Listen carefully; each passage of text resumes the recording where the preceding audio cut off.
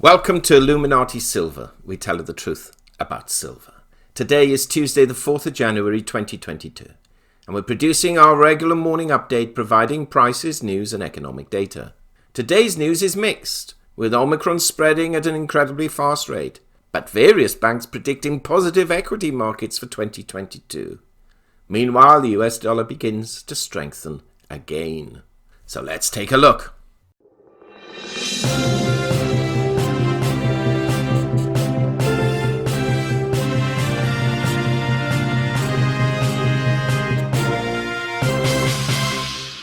Welcome to Illuminati Silver. It's Tuesday, the 4th of January 2022 at 11:30 in the morning. The news today is mixed. Yes, on the one hand we have US sets global daily record of over 1 million virus cases, which is generally a negative headline. But further down we have JP Morgan strategists say global stock market party far from over. And then we see London's fintech boom opens the door for dirty money. And then US futures, Europe stocks gain.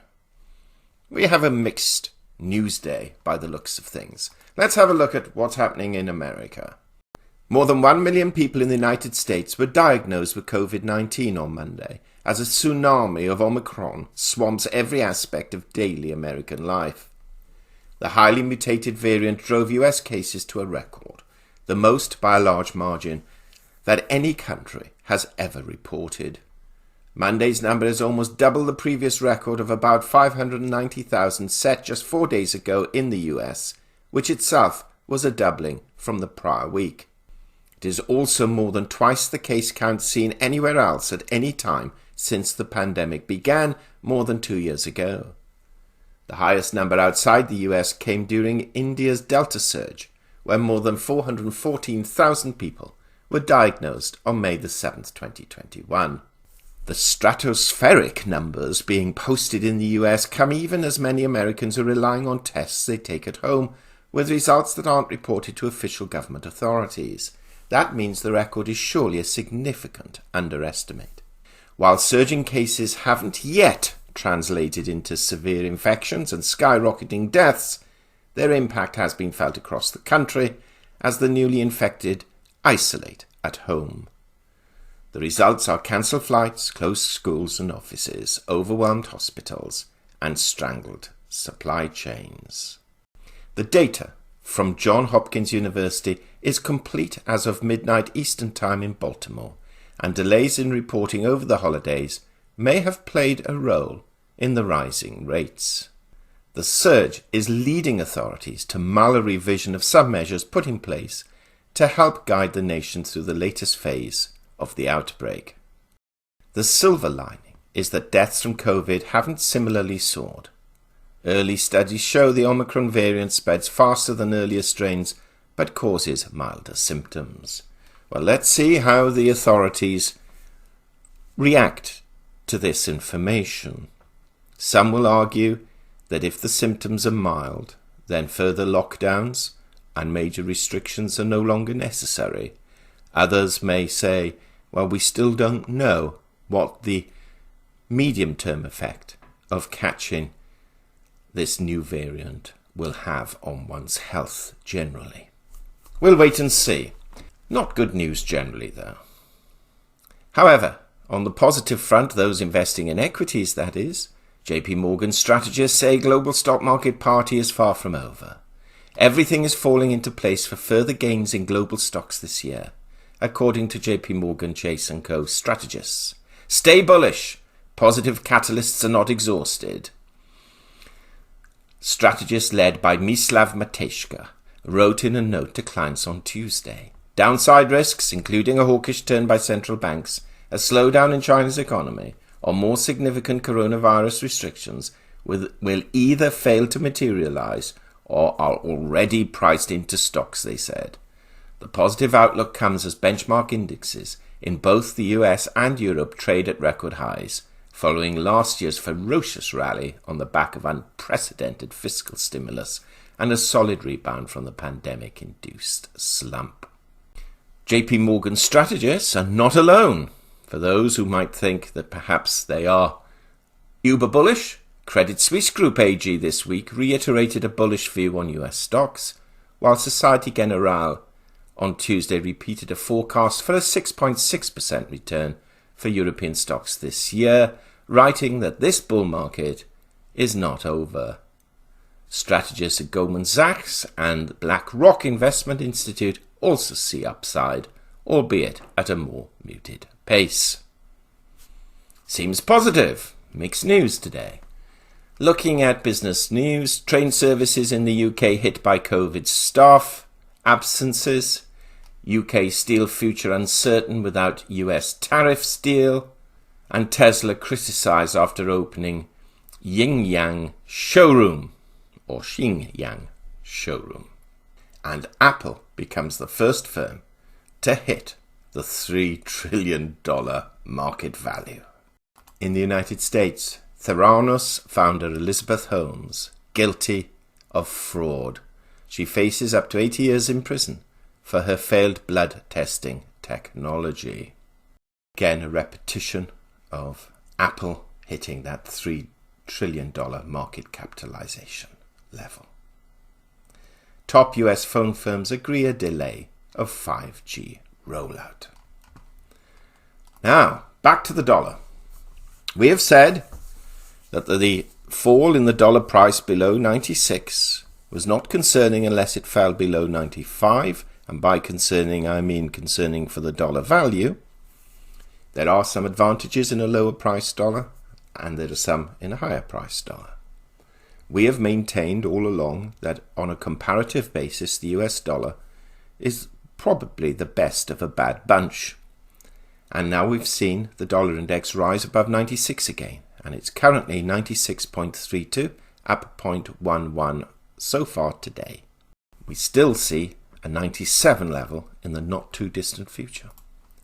Energy prices, in spite of a stronger dollar, are also up $0.50 for roughly for Brent and WTI crude.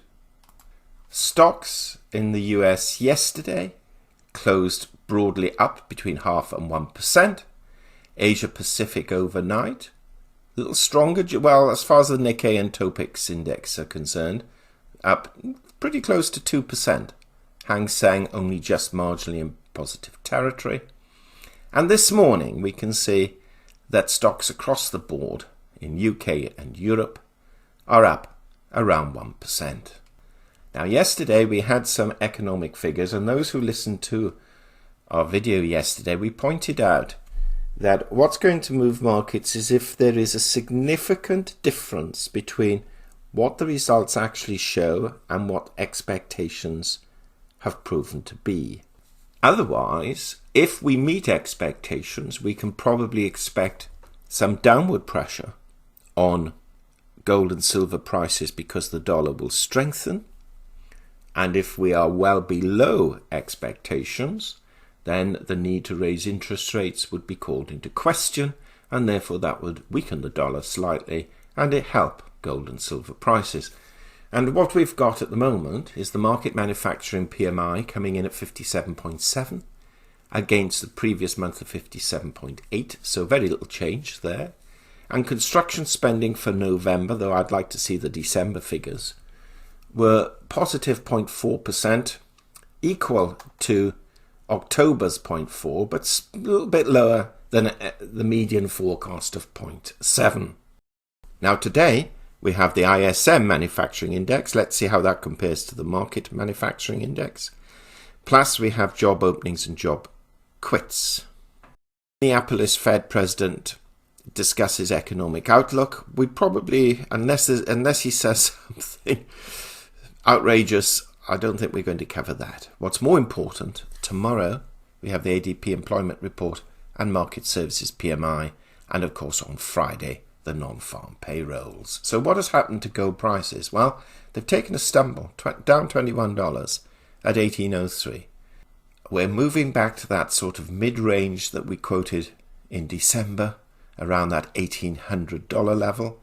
Our view generally is that normally markets pick up at the beginning of January, but we've found slightly the opposite. It's not a significant move to cause concern, But gold really does need to hold on to that 1800 level, though it did dip marginally below at 1798. Silver, we've said all along, $22 to $23. Well, we're looking at 22.80. It's down 43 cents. It's been as low as 22.70 and as high as 23.25.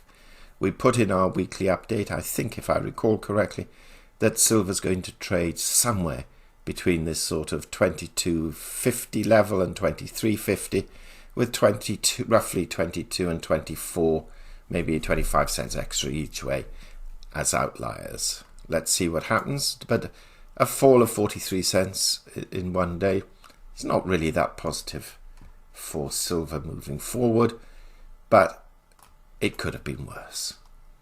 Cryptocurrency markets also down a little, nearly 1%, at the market cap at 2.24 trillion. We have Bitcoin now trading at 46,700. So it's all on the data this week in our view, and various governments' response to the rise in the Omicron variant spread. Let's see what happens. We still maintain what we predicted in our weekly update for gold and silver prices, though we are very, very conscious that a strengthening dollar cannot be ruled out for the early part of this new year. Thank you so much for listening. Please give us a thumbs up, subscribe, press the bell sign. Until tomorrow. Illuminati silver owners come from a background of banking, international wealth management and economics. Having now retired from these worlds, we are not qualified to give investment advice. Therefore, this and other productions must not be deemed to be giving such advice and merely represent the personal views of its owners.